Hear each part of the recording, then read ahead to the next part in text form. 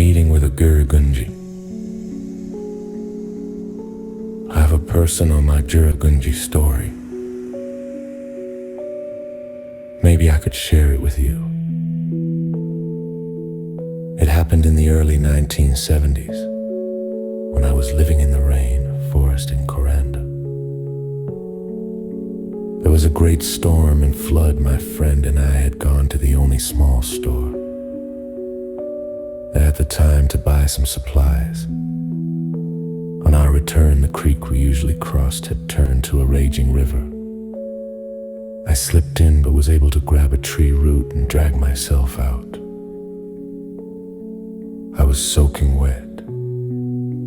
It was already dark, the storm was intense. We then sought another way around to our small dwelling. There were trees, vines, and plants being uprooted and washed away. We crawled in the dark in a mix of waterlogged earth and plants as the mountains were turning to giant mudslides. There were vines with barbs on them grabbing at me and small trees falling on me. Finally, we reached our home. It was a square wooden floor with a back wall and a roof. The other 3 sides were open. There was a stairway up to it. Fortunately, it was well constructed and the 4 posts held tight in the soaked earth. When we got up to the floor, we were greeted by a mini Noah's Ark. There was all manner of wildlife seeking refuge there.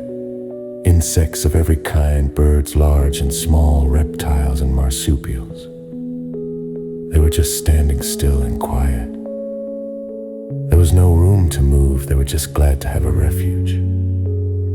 I removed my wet clothing and discovered leeches from my throat to between my toes.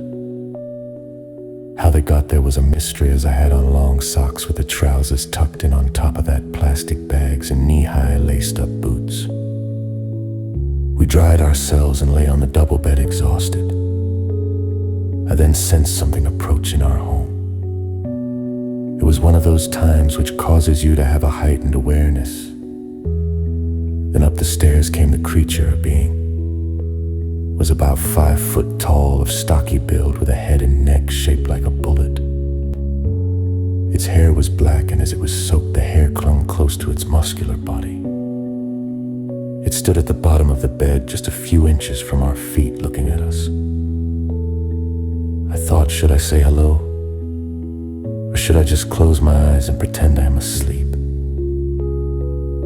Then it telepathically replied, just close your eyes. So I did. The next thing I knew was when I woke in the morning. It was gone, and so were all of the other creatures but for the spiders who shared our home. I immediately turned to my friend and asked what he had experienced. His experience matched mine exactly, I deduced by its size. It was probably a child if it was indeed the famed hairy man of the forest. I was immediately saddened by the lost opportunity. I had to communicate with it. It had been peaceful and telepathic, having the power to put us to sleep immediately. Well, at least I could say that I had spent the night with one.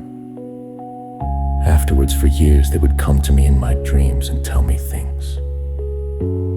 They said when the last days come, they will come out of hiding and we will meet them. Well, I think those days are almost here. This creature was not like the images we see of Yetis and Bigfoot. Its posture was as upright as a human, only it